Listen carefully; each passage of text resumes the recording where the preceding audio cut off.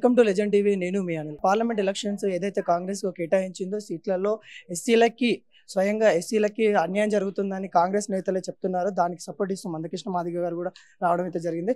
Sir, ఏ విధంగా చూడొచ్చు? వాళ్ళ నాయకులే చెప్తా ఉన్నారు ఈ రోజున మాకు అన్యాయం జరుగుతూ ఉందని. దాని గురించి మీరేమంటారు? ఇప్పుడు ఎస్సీ రిజర్వేషన్ స్థానాల్లో సీట్ల కేటాయింపులో తెలంగాణలో ఉండబడి అతిపెద్ద జనగల మాదిగలకు కాంగ్రెస్ పార్టీ పూర్తిగా మొండి చేయి చూపించింది, అన్యాయం చేసిందని చెప్పి నేను వాదించాను. ఆధారాలు చెప్పి వాదించాను.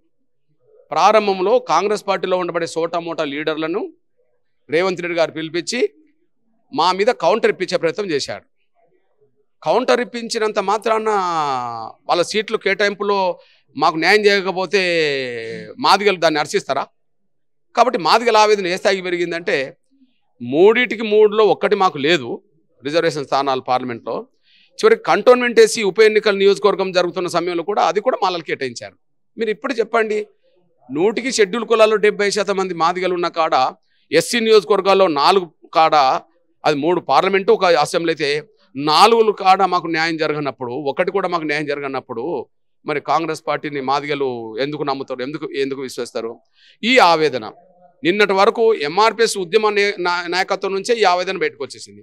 ఇప్పుడు వితిన్ ది కాంగ్రెస్ పార్టీలో అత్యంత మా సీనియర్ నాయకుడు కదా మా మోత్పల్లి నరసింహులు గారు అంటే మాకు ఎనలేని అభిమానం, గౌరవం. ఎందుకంటే మేము ఎంఆర్పిఎస్ ఉద్యమం ప్రారంభం కాని రోజుల నుంచి ఆయన మా కులానికి ఒక ప్రతినిధిగా ఎప్పుడు ఎవరికి అన్యాయం జరిగినా మాట్లాడే వ్యక్తి ఎవరంటే మాకు మోత్పల్లి నరసింహులు, ఆయన అంటే గౌరవం. మరి ఇప్పుడు కాంగ్రెస్ పార్టీలో ఉన్నాడు కదా, కాంగ్రెస్ పార్టీలో ఉండి కాంగ్రెస్ పార్టీలో మాకు మాదిగలకు అవమానం జరిగిందని మాట్లాడింది కదా. అదే సమయంలో ఇప్పటికీ సమయం ఉన్నది, సరిదిద్దుకోండి అని చెప్పిండు కదా. సరిదిద్దుకోకపోతే కాంగ్రెస్ పార్టీ నష్టపోతుందని కూడా చెప్పిండు కదా. మరి కాంగ్రెస్ పార్టీలో ఉండబడే మాదిగ లీడర్లకి అంత ఆవేదన ఉంటే బయట ఉండి జాతి కోసం కొట్లాడుతున్న మాకు మరింత ఎంత ఆవేదన ఉంటుంది? కాబట్టి పరిష్కారం చేయాల్సిందే. పరిష్కారం కాకపోతే ఖచ్చితంగా కాంగ్రెస్ పార్టీకి మాదిగలు ఒట్లాడే హక్కు లేదు. ఎవరన్నా వస్తే మాత్రం గో బ్యాక్ అని నినాదంతో వాళ్ళని నిలగొడతాం. ఇంకోటి, 6 సార్లు ఎమ్మెల్యే అయితే మోత్కుపల్లి నరసింహ గారు గెలిచారు. ఇప్పటికీ అపాయింట్మెంట్ ఇవ్వకపోవడము, కాళ్ళు కూడా లిఫ్ట్ చేయకపోవడం ఏ విధంగా చూడొచ్చు? ఆయన మంత్రి అయిన రోజుల్లో, మా మోత్కుపల్లి నరసింహ అయిన రోజుల్లో ఈయన రాజకీయాల్లోనే లేడు. ఈయన 2 దశాబ్దాల్లో రాజకీయాలు ఉన్నాడు అనుకుందాం. జడ్పీటీసీ మొదలుకుంటే 2002, 2003 నుంచి మొదలుకుంటే 2 దశాబ్దాలు. కానీ ఆయనది 4 దశాబ్దాల చరిత్ర ఉన్నది. ఆయన 4 దశాబ్దాల చరిత్ర ఉన్నది.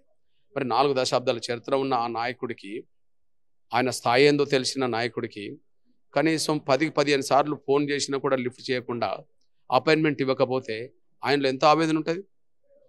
ఆవేదన ఇవాళ బహిరంగ వెళ్ళగక్కిండు కదా. మాదిగలకు అన్యాయం జరిగిందని వెళ్ళగక్కడమే కాదు, చివరికి ముఖ్యమంత్రి అపాయింట్మెంట్ కోరినా అపాయింట్మెంట్ ఇవ్వట్లేదు.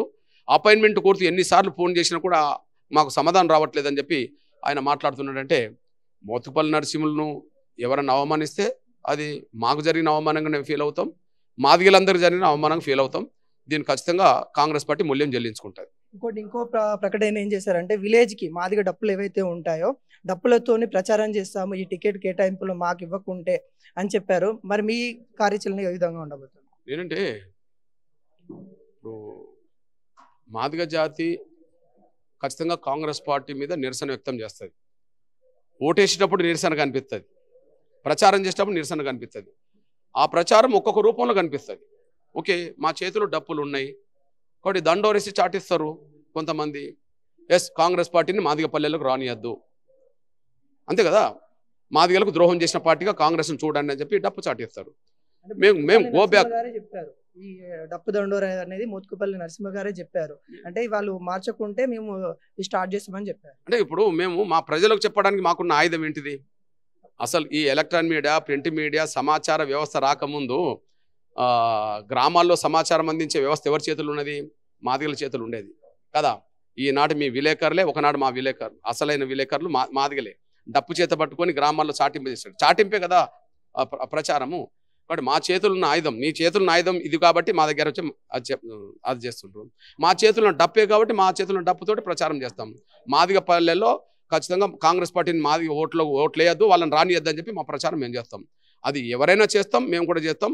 మేము మరింత ముందుకెళ్ళి గో బ్యాక్ నినాదాన్ని జనంలోకి తీసుకెళ్తాం. ఇంకోటి, అంటే విడివిడిగా కొట్లాడే బదులు కలిసి కొట్లాడే ఛాన్సెస్ ఏమైనా ఉన్నాయా? మోత్కుపల్లి నరసింహులు గారు మీరు కలిసి కొట్లాడే ఛాన్సెస్ ఏమైనా ఉన్నాయా? తప్పకుండా ఇప్పుడు నేను ఆహ్వానించాను కదా మా అన్నను. ఇప్పుడు ఆయన మాకు అన్నయ్య, మాకు పెద్ద అన్నయ్య, తప్పేమున్నది. నేనైతే ఆహ్వానించాను లేదా అన్న, కాంగ్రెస్ పార్టీలో న్యాయం జరిగిందంటే నువ్వు అక్కడ ఉండడంలో అర్థం ఉన్నది, కానీ ఆడ న్యాయం జరగకపోతే మాత్రం ఈ ఉద్యమంలో భాగస్వామ్యం కావాలని చెప్పి నేను ఆహ్వానించాను కదా. ఆహ్వానిస్తే నా ఆహ్వానాన్ని మన్నిస్తాడని చెప్పి, అంగీకరిస్తాడని చెప్పి నేను ఆశిస్తున్నా.